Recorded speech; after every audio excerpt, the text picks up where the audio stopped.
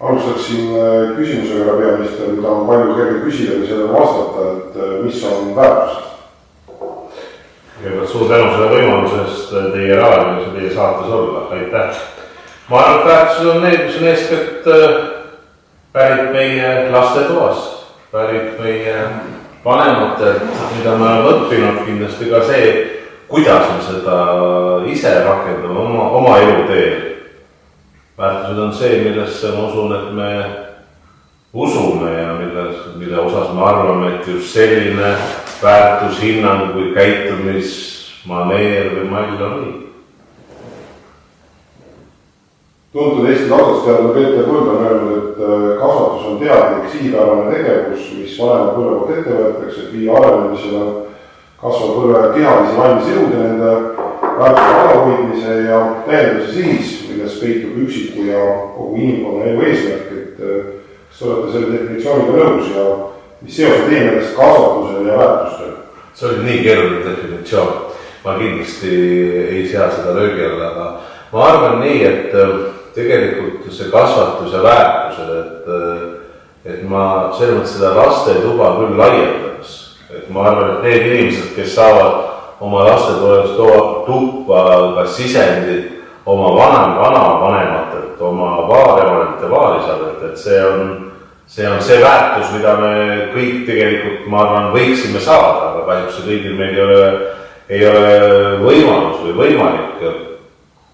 See, kui palju sellest väärtustest ja kasvatusest jääb alles igapäevasse tegevusse meie eluteel, see sõltub ju tegelikult inimesest, kui nad saavad täiskasvanuks ja palju nad neid siis üle võtavad, aga minu meelest ükskõik mis ametit pidades jäädes tegelikult selle lihtsa tõdemuse või nende lihtsate eluväärtuste juurde, mis lastetoast tulenevad, on väga olulised, on väga õiged, et kindlasti me suudame oma seda väärtuste pagasi laiendada elu jooksul lugedes, kogedes, õppides, saada mingisuguseid praktilisi kogemusi. Ma arvan, et saada ka mingil hetkel tagasilööke, valusaid õppetunde, et sealt edasi minna. Raamatute ja raamatust loeme, et kui puu on hea, siis ta viligi hea, või puu on halb, siis ta viligi halb, sest puud tuntakse tema viljast. Miks mõned lapsed teevad siis rohkem pahadust kui teised, et kas me saame siin midagi ette võtta või tuleb käega ligi? Ma arvan, et neid tootse ja kiire kujusid peab heas mõttes ja armusid ja teelesid peab olema meil igas koolis ja igas klassis, et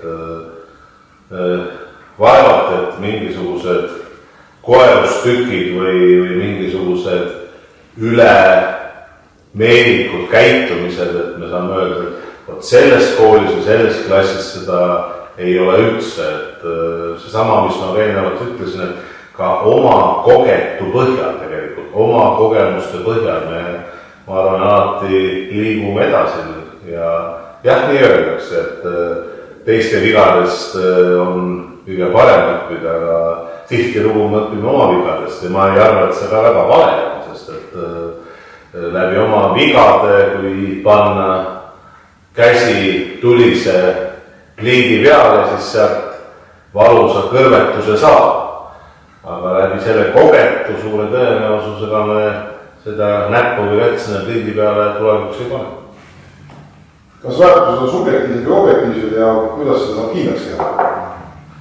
Jah, mul ei ole võimalus vahetada küsijat ja vastajat ära, aga ma arvan, et on ühte ja teist, et on olemas ju mingisugused tõekspidamised, mis kasvavad, ma ei tea, suguvõsas, mis kasvavad peres, aga on mingisugused üldised väärtused, millest ma arvan, et me peame alati kinni või millest me peaksime pidama alati kinni, kui me räägime objektiivsetest väärtustest, et ma ei tea, kui leid kukub maha, siis leid tõstetakse üles ja tal antakse suud. Et see on, ma arvan, selline üldväärtus, millest tuleb kinni pidada 21. sajandil.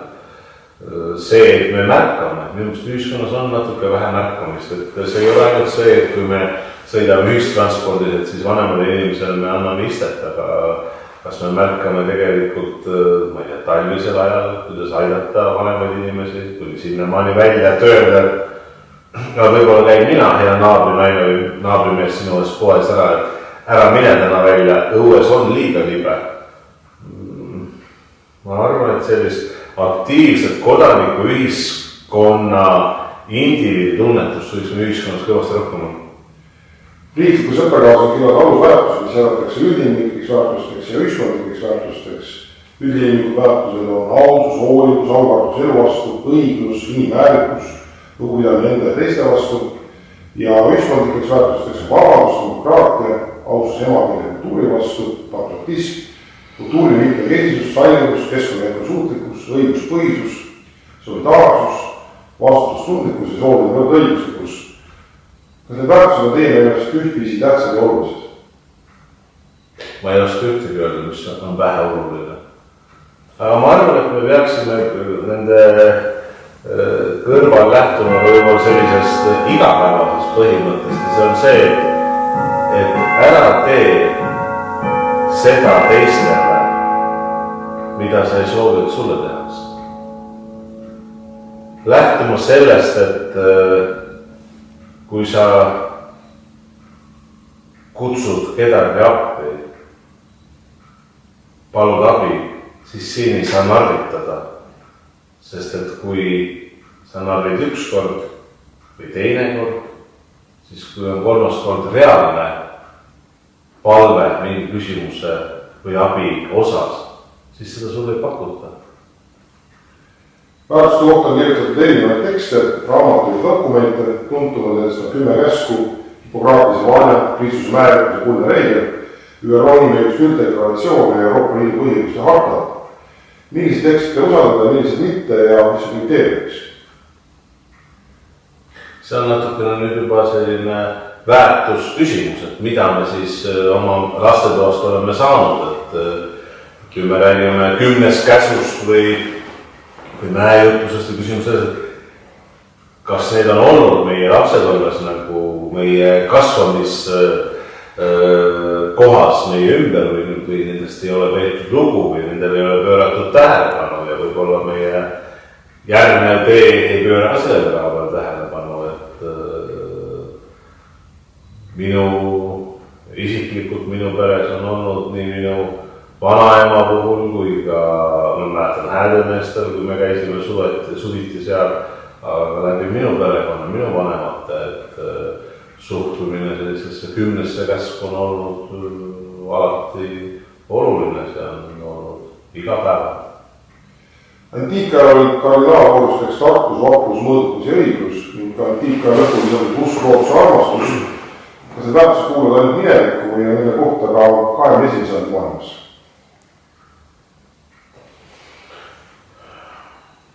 Ma mäletan, kui minu isa korrastas oma vanemate hauaplatsi Järvesse Surmes, siis nende peres kasvas 8 õde-venda. Ja toona siis oli teatud vara tagastamine, ma räägin taasisena perede algusest ja seal tekkis neid vahendeid nii palju, ma mäletan, et isa rääkis, et ta ütles, et selle eest oli võimalik siis osta või investeerida sellisesse uude hauaplaati, suuremasse ja isa soovis, et seal hauaplaadi all oleks nende sünnikohast pärit sellisest kivihoonest või vundamendist, mis oli juba lagunenud siis ja et oleks 8 sellist kivi, maakivi, et see sümboliseeriks seda 8 õde-venda. Ja selle uue hauaplaadi all on kirjas usk, lootus ja armastus. Ma ei kujutaks ette, et 21. sajandil me lööme lahku sellest põhimõttest või me ütleme, et see on mingi, ma ei tea, 100 aasta tagune põhimõte. Kindlasti on kohta. Platon on öelnud, mida me mõtleksime, kui kellelgi õnnestuks ilu näha päev selgena, puhtana, segamatuna ja kõigest surelikust tühjast täiest, mitte koormatuna, vaid kui tal õnnestuks vaadata ainult jumaliku ilu, selle ühtsusest. Kas niisuguse inimese elu oleks vilets, kes vaatab sinna, tunnetab alati ilu ja viibib sellega koos? Kas inimesel üldse kunagi lootus sattuda sellisesse olukorda? Aga millisesse täpsustage poole? Et Platon kirjeldas seda, et kus oleks võimalik tunnetada ilu ja viibida sellega koos, sellist täiuslikku ilu, jumaliku ilu. See oleks see päevselge, puhas, segamatu ja kõigest suurelikust tühjast täiest, mitte vorm. Ma arvan, et oluline on sinna poole püüelda ja võib-olla rahuldada sellega, et sinna kunagi ei jõua, aga iga päev selle nimel töötada. Aristoteles on öelnud, et siit tekib ka küsimus, et kas õnn tuleb õppimisega, harjutamise või mingil moel pingutades või tuleb see mingist jumalikust ettemääratusest ehk jälle juhuse läbi, kuidas saada õnnelikuks? Ma arvan, et iga inimese töö oma hoole kandmisel, oma enda harimisel, oma enda mina parendamisele, parandamisele, see on tähtis. Ma arvan, et see on väga paljuski just tänapäeva ühiskonnas selline iga inimese enda tee ehitamine igapäevaselt. Vanas-Kreekas üks filosoof, kelle nimi oli Xenoktoonist. Ta uskus, et saatus on olemas ja ükskord tema ori varastas tema tagant, aga jäi vahele ja siis isad ütles, et miks sa seda tegid, ütles, et saatus on ette määratud ja ma pidin varastama. Aga isad ütles, et sul on saatusega ette nähtud korralik kerelis, et kas saatus on olemas? Ma arvan, et ikka on saatus. Aurelius Augustinus on öelnud, et meie südamed on rahutud, kuni nad saavad jumalast puhata, et mida teie sellest arvate? Ilus ütlus. Aga Pinotoos on öelnud, et inimese kestlikult seadus väärib seadusega ainult siis, kui ta on kooskõlas terve mõistusega ning otseselt tuletatud põhilistest seadustest, kõrvalekaldumine tervest mõistusest teeb seaduse ülekohtuseks, niisugusel juhul pole tegemist seadusega, vaid vägivalla tunnustamisega. Kas teile meeldib rohkem loomuõigus või õiguspositivism, et kas õigus muutub vastavalt ühiskonnale ja kokkulepetele? Ma arvan, et tänapäeva demokraatlikus ühiskonnas sellist õiguslik pool on oluline, aga see ei ole kunagi üle reguleeritud. Et ei saa olla ainult õigus ja õiglus ei ole, mõlemad peavad olema. John Locke on öelnud, et inimene sündis tabula rasa ehk puhas tahvel, et kas te olete selle nõus?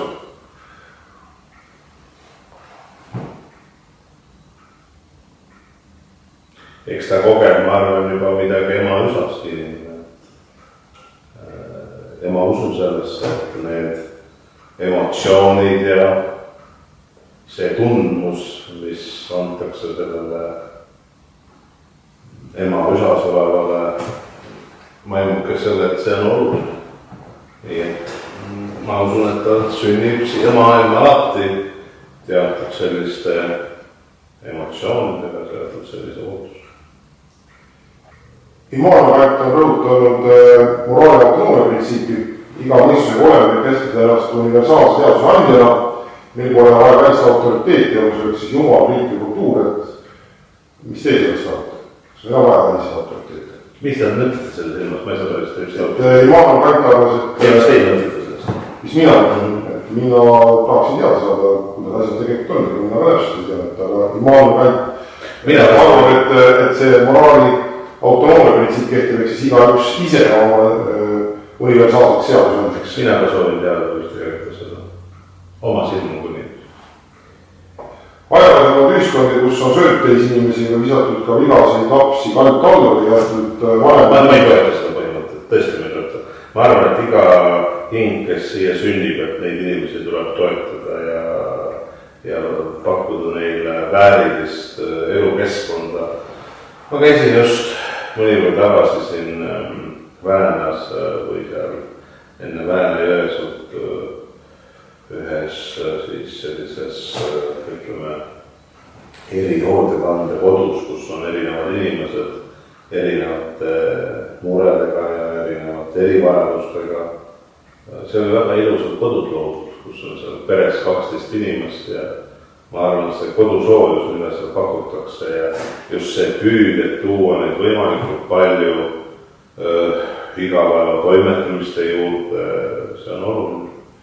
Et kas igal ühiskonnal õigus elada erinevalt ise tahavad või peab tulema keegi, kes õpetaks siis neid õigeid kombeid või selleks kasutada jõudu, tuleb piirduda ainult diplomaatiaga, et saavad näited, mis siin enne just tõime, et mida kohta te juba ütlesite, et need nagu vastu võtta.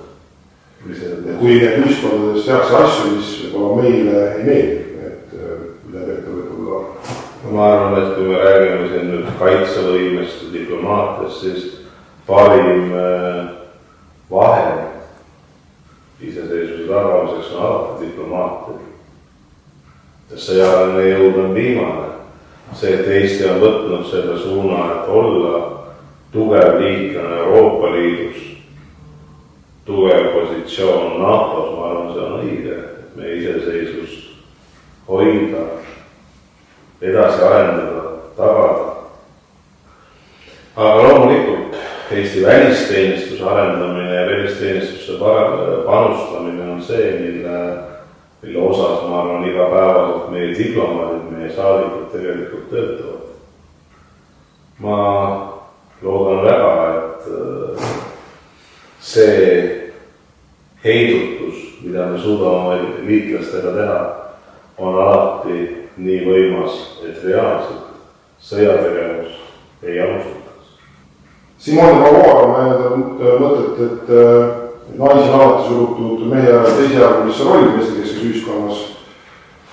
Mina arvan niiviisi, et see, et me oleme tegelikult võrdsed, on oluline. Ja ma arvan, et see võrdõiguslikkus nii naiste kui meeste vahel, et me ei saa kindlasti vaadata tagasi 100 aastat tagasi või veel rohkem. Vastupidi, et minu meelest me peame tagama, meil on probleeme täna, kui me räägime näiteks palgaerinevustest. Sooline palgalõhe on tegelikult oluline küsimus, millega Eestis tuleb igapäevaselt töötada.